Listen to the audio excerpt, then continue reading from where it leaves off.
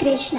सभी व्रतों में सर्वश्रेष्ठ है एकादशी का व्रत। प्रत्येक मास के शुक्ल पक्ष और कृष्ण पक्ष में आने वाली 2 एकादशी मनुष्य को इस भौतिक भव सागर से हमेशा के लिए मुक्त करने में सक्षम है। श्री हरि भक्ति विलास में एक सुंदर श्लोक आता है, नमो भगवते तस्मै यस्य प्रियतमा तिथिः एकादशी द्वादशी च सर्वाभीष्ट प्रदानृणाम्। अर्थात जिनकी परम वल्लभा एकादशी एवं द्वादशी तिथि मनुष्य मात्र को संपूर्ण वांछित फल प्रदान करती है, उन श्री भगवान को मैं नमस्कार करता हूँ। भगवान की प्रिय एकादशी यानी आषाढ़ मास के कृष्ण पक्ष में आने वाली योगिनी एकादशी, भगवान श्री कृष्ण स्वयं कहते हैं कि ये एकादशी तिथि अत्यंत शक्तिशाली और मंगलाकारी है। 88,000 ब्राह्मणों को भोजन कराने से जो पुण्य फल प्राप्त होता है, वही फल इस योगिनी एकादशी का पालन करने से मिलता है। इतना ही नहीं, योगिनी एकादशी व्यक्ति के मेरु समान पापों के पहाड़ को भी नष्ट करने की क्षमता रखती है। तो आइए इस परम पवित्र योगिनी एकादशी के उपलक्ष्य में हम इससे संलग्न एक पौराणिक कथा का श्रवण करते हैं। अगर आपको ये एकादशी कथा सुनकर अच्छा लगे तो आप क्या अपने इस चैनल को सब्सक्राइब जरूर कर लीजिएगा। तो चलिए आरंभ करते हैं। एक समय भगवान श्री कृष्ण और पांडवों में ज्येष्ठ महाराज युधिष्ठिर के बीच वर्ष के विभिन्न एकादशी विषयक संवाद हो रहा था। उस समय युधिष्ठिर महाराज ने भगवान श्री कृष्ण से पूछा, हे मधुसूदन, आपने मुझे ज्येष्ठ मास के शुक्ल पक्ष में आने वाली निर्जला एकादशी के विषय में बताया। अब मैं आषाढ़ मास के कृष्ण पक्ष में आने वाली एकादशी के विषय में जानना चाहता हूँ। कृपया मुझे बताइए कि इस एकादशी का नाम क्या है और उसका महात्म्य क्या है। इसके उत्तर में भगवान श्री कृष्ण कहते हैं, हे राजन, आषाढ़ मास के कृष्ण पक्ष में आने वाली एकादशी को योगिनी एकादशी के नाम से जाना जाता है। ये एकादशी गंभीरतम पापों को भी नष्ट करने की क्षमता रखती है। और अब मैं आपको इससे संलग्न एक पौराणिक कथा सुनाता हूँ। ध्यान पूर्वक सुनो। अलकापुरी के राजा कुबेर, जो कि देवताओं के कोषाध्यक्ष हैं, वे शिव जी के बड़े भक्त थे। उनके नगर में हेममाली नाम का एक यक्ष रहता था। उसकी मुख्य सेवा थी मान सरोवर से कुछ विशेष पुष्प लेकर आना और उसे शिव जी की पूजा हेतु अपने राजा कुबेर को प्रदान करना। हेममाली निष्ठा पूर्वक अपने स्वामी की सेवा करता था और कुबेर भी उससे प्रसन्न थे। अब यहाँ तक तो सब ठीक था, लेकिन इस यक्ष हेममाली की एक कमजोरी भी थी और वो थी उसकी सुंदर पत्नी विशालाक्षी। जी हाँ, हेममाली अपनी पत्नी के प्रति इतना आसक्त था कि एक दिन ऐसा हुआ जो नहीं होना चाहिए था। एक दिन वह प्रातः मान सरोवर से पुष्प लेकर तो आ गया, लेकिन सीधा उसके स्वामी कुबेर के पास जाने के बजाय वो अपनी पत्नी के पास पहुंच गया। और बस फिर क्या था, पत्नी के साथ बातचीत करते हुए उसे समय का ध्यान ही नहीं रहा और इस तरफ राजा कुबेर अपनी पूजा के लिए पुष्प की प्रतीक्षा करते रह गए। प्रतीक्षा करते हुए 6 घंटे का समय बीत गया। बिना पुष्प के पूजा न होने के कारण क्रोधित कुबेर ने उसी क्षण एक सिपाही को हेममाली के पास भेजा। सिपाही जब हेममाली के घर गया तो उसने हेममाली को अपनी पत्नी के साथ विनोद करते हुए देखा और ये सूचना सिपाही ने तुरंत जाकर अपने राजा कुबेर को दी। बस फिर क्या था, अब कुबेर के धैर्य के सारे बांध टूट चुके थे।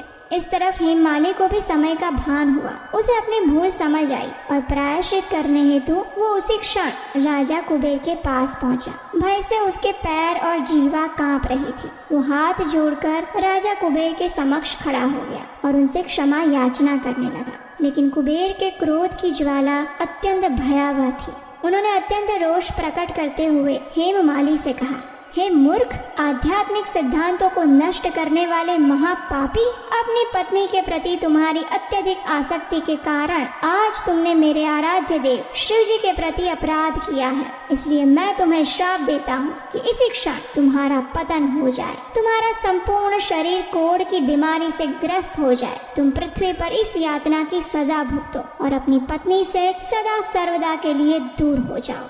अब देखिए, कुबेर का श्राप मिथ्या कैसे हो सकता है। उसी क्षण हेममाली का पतन हुआ और वह कोढ़ से ग्रस्त जर्जरित शरीर के साथ पृथ्वी लोक में आ गिरा।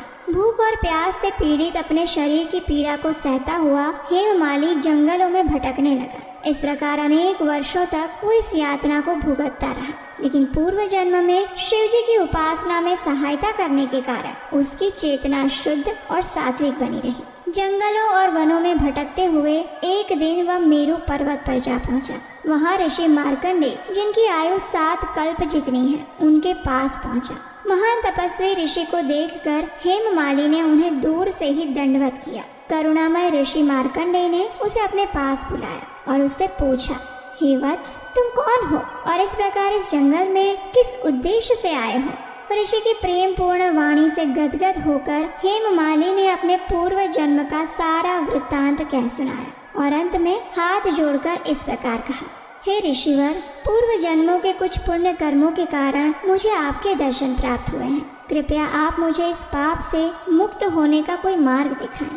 हेममालिनी की प्रार्थना सुनकर ऋषि मार्कंडेय ने कहा, हे पुत्र, आने वाले आषाढ़ मास के कृष्ण पक्ष में योगिनी एकादशी आएगी। यदि तुम इस एकादशी व्रत का दृढ़ता और निष्ठा पूर्वक पालन करोगे तो इस व्रत के प्रभाव से तुम उसी क्षण सभी पापों से मुक्त हो जाओगे। ऋषि के सांत्वना युक्त वचन सुनकर हेममालिनी की आंखों में अहोभाव के अश्रु प्रवाहित होने लगे। उसने ऋषि के प्रति अपनी कृतज्ञता व्यक्त की और योगिनी एकादशी व्रत के पालन का संकल्प लेकर वहां से चला गया। जब आषाढ़ मास आया तो उसने योगिनी एकादशी का श्रद्धा और नियम पूर्वक पालन किया। व्रत के दिव्य प्रभाव से उसका शरीर कोढ़ मुक्त हो गया और अपने पूर्व जन्म के शरीर को प्राप्त करके वह अलकापुरी धाम वापस लौट आया। कथा का समापन करते हुए भगवान श्री कृष्ण ने कहा, हे धर्मराज युधिष्ठिर, जो भी व्यक्ति इस योगिनी एकादशी व्रत का पालन करता है उसे 88,000 ब्राह्मणों को भोजन करवाने का पुण्य फल प्राप्त होता है। वो हर प्रकार के पापों से मुक्त हो जाता है और जीवन के अंत में आध्यात्मिक लोक में प्रवेश करता है। तो ये थी योगिनी एकादशी की महिमा का वर्णन करती हुई कथा। अगर इस एकादशी का पूर्ण श्रद्धा और नियम पूर्वक पालन किया जाए तो ये ऐसी एकादशी है जो मनुष्य को परम उच्च पद भी प्रदान कर सकती है। संसार के सभी पाप एकादशी के दिन भगवान नारायण की आज्ञा से अन्न के भीतर वास करते हैं और इसलिए एकादशी के दिन किसी भी प्रकार का अन्न का सेवन नहीं करना चाहिए। अगर आवश्यकता लगे तो दूध, फलाहार या एकादशी प्रसाद ले सकते हैं। भोजन के साथ साथ एकादशी के दिन अपनी चेतना पर भी ध्यान देना चाहिए। इस दिन अधिक से अधिक समय हरे कृष्ण महामंत्र का जप करने में व्यतीत करना चाहिए, यानी हरे कृष्ण कृष्ण कृष्ण हरे हरे, हरे राम राम राम हरे हरे। इस दिन हरे कृष्ण महामंत्र के 108 मनके वाली कम से कम 8, 16 या 25 माला का जप करना चाहिए। भगवत गीता या श्रीमद् भागवतम जैसे दिव्य ग्रंथों को पढ़ें और श्रील प्रभुपाद के प्रवचन सुनने चाहिए। आज के दिन किसी व्यक्ति की निंदा ना करें, झूठ ना बोले, बिना काम की बातों में और कार्यों में समय ना गवाएं। टीवी, मोबाइल इत्यादि का उतना ही उपयोग करें जितना आवश्यक है। अगर शरीर से स्वस्थ हैं तो दिन में ना सोए और जितना संभव हो उतना रात्रि में भी जागरण करें और उस समय में हरि भजन और कीर्तन करें अथवा सुने। अगले दिन यानी द्वादशी पर निर्धारित समय में इस एकादशी व्रत का पारण करें।